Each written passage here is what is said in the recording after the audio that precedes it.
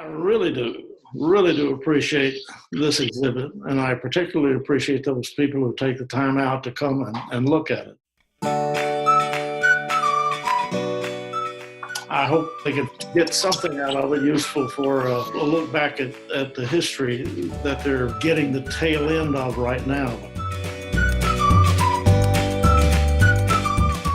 Part of what you see in this exhibit is leading up to where we are right now politically.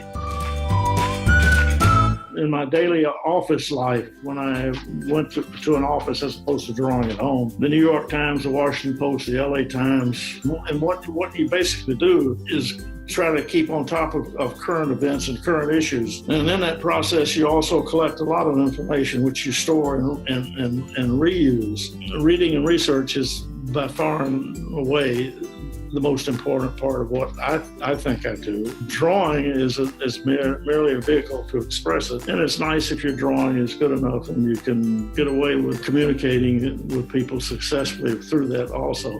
That a bad idea has never been sold by a good drawing. A good idea has been sold by poor drawing quite often, that the idea is really more important. Once you've established what you want to say, it's a vehicle for opinion. It's a political device. And if it's not that, it's not worth wasting your time putting it on paper, as far as I'm concerned. And you can do that with humor, or you can do it with dead seriousness, but that begins to get a little preachy. And I'm sure that I fall in between there sometimes, and I also get a little preachy. In my view, that's what my job is to express an opinion. I can remember specifically the first time I ever drew anything. I think I was in the fifth grade at the time, fifth or sixth grade. That was in the old days when you were in one schoolroom. You didn't go to a lot of other rooms, and you had a homeroom teacher. One afternoon, her assignment was grab a sheet of paper. We all had a little ream of paper, and she said, pick something out in the room to draw. My immediate thought was, draw? I'm going to play football. I don't draw. Yeah, I finally got out a sheet of paper and I looked around. Bouquets of flowers. There were some little knickknacks. Nothing appeals to me. And finally, I came upon a picture that was hanging on the wall. It was a fox jumping over a log. So I started fiddling on the paper and drawing. To my surprise, it began to look like a fox jumping over a log. It surprised me as much as anyone else who might look at it. She hung that fox right behind her desk. And when I was staying with my grandmother at the time, and when I took it in, my grandmother looked at it and she says, well, Willard, that's a fox jumping over a log. I said, yes, it is. My aunt came by and she made the same observation. Springfield, Tennessee was kind of like Grover's Corners, you know. Life was pretty sedate and pretty organized and pretty set. People were not inclined to rock the boat. We lived with my grandmother, and she lived not on I wouldn't say the bad side of town, but on the iffy side of town, and put it that way. One of the families that lived there had a young boy by the name of Curtis. And Curtis was of African-American descent, and we got to talking, and he said, well, you want to go down the branch and see if we can catch some frogs? And I said, yeah, sure, that's fine. He was standing next to a pipe that came out of the ground. I learned later that it's called a cistern. I asked him about it, and he said, well, that's our well, you know. And anyway, he pulled the cup up and brought it out, and it was just god-awful smelling. It was like rotten eggs. I took the cup, and I took a sip of it. It was sulfur water. In retrospect, what a terrible violation that was of Southern protocol. For a white kid to be drinking out of a black family's cup, that was never a thought in anybody's mind. Curtis was Curtis, and I was who I was. We were the same age, and we had kind of the same interests. So we had a golden summer playing together, Cowboys and Indians. I remember the one instant that really struck me. I was going to a Charlie Chan movie. Curtis and his father were going to the movie ahead of us. They had just purchased their tickets. They turned and went just around the ticket corner outside the theater to an outside door. And they went in there, not into the main theater door. And I went and bought my ticket and went in the main theater door. And it occurred to me where they were going. It never occurred to me how things worked then. And how things worked was the blacks could only go to the balcony of the theater. And that's where the steps were. And Curtis never saw a movie downstairs. And I never saw Curtis actually after that. Curtis's family moved to Shelbyville, Tennessee, and I never saw him again. If I had any social connections that set me thinking or feeling about people of color, I guess that was it. Drawing about gun control, I guess 30 years ago, because it just seemed to me not particularly beneficial to society to have as many guns in society as we had even back then. It was kind of scary as a kid. If you went to a friend's house and you got in on the tail end of some of the conversations that went on about the use of guns, well, I'd blow his head off if I was around him, that sort of thing. The media's concentration on some of the gun tragedies that have been taking place in the last, I'd say, 2 decades. The NRA's ability to control Congress through its influence and donations has been just an awesome display of power that is detrimental to the United States. We've become a country that is just basically overrun with weapons, particularly assault weapons. It's detrimental to the country.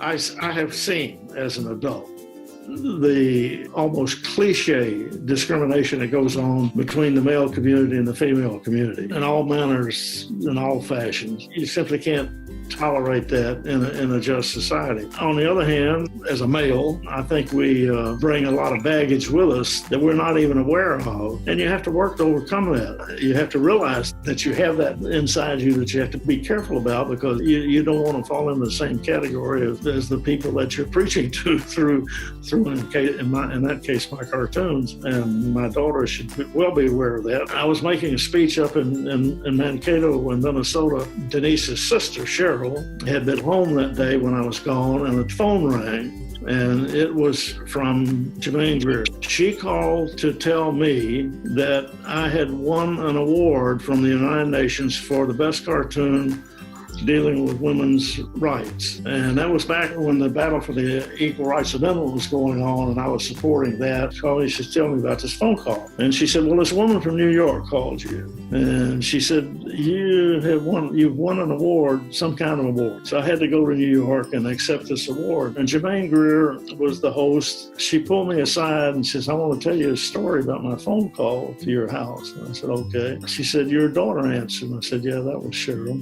And she said, the conversation went this way. She said, I explained to her that you had won this award. This is to certify that your father is a non-male chauvinist.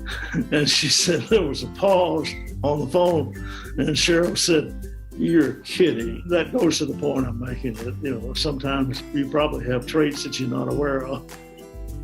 And when I visited with John Kennedy, I had done a cartoon that was going to be in a feature story, and I didn't quite have it finished. I was going to the State of the Union, a message that was delivered by the president in Washington. I took it with me because I was doing some finishing touches on it up there, and I wanted to make a copy for the News Bureau in Washington while I was there. So I'd written a note to Pierre Salinger at the White House saying I would like to come by to look at the executive wing of the White House, maybe participate in a press conference. I'd only been drawing about a year and a half. In that year and a half, John Kennedy was running for president, and I had drawn cartoons supportive of him and had received letters from Evelyn Lincoln, his personal secretary, wanting copies of these cartoons, which I was happy to give him. I did go to the White House, and I had went in with Salinger and went to his press conference. So it was just in his office with a whole bunch of journalists and whatnot. And finally, I said, better be going.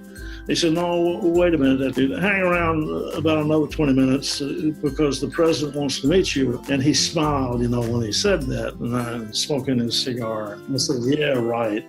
Sure he does. And we went into Evelyn Lincoln's office. After a very brief exchange with her, we turned and went into the Oval Room out of her office. And as we went into the Oval Room, on the right-hand side of that Oval Room was one of my cartoons hanging on the wall. I went into the president. He was very friendly. He was very casual. He was very laid back. And then he began to question me about what it was like to be a Southern political cartoonist drawing about civil rights. I had been at the lunch counter at Woolworths in Greensboro, North Carolina, when the 5A and T students came in and sat in. I'd had that experience. And I talked to him about that. He was very interested in how do you get your ideas and where do they come from and so forth and so on. So it was a really nice conversation. It wasn't an extensive conversation. It only lasted 15 to 20 minutes. But I left thinking that there was a whole new atmosphere from what I had heard from all my colleagues with the Kennedy administration, that there was a new vision for this country and a new vision for the people who were running this country. I'm really overwhelmed, really touched, particularly by some people who don't really have any hardline connection to me whatsoever, but they're willing to invest it for the art purpose that you're using the cartoons for. It makes me proud of you and proud of all the people that are around you who help you with your studio and do the important work that you guys are doing. I just feel blessed by that. I don't have any idea how proud this makes me of you to hear you be so articulate about what the cartoons are about and what the issues are about. It just makes my whole heart burst.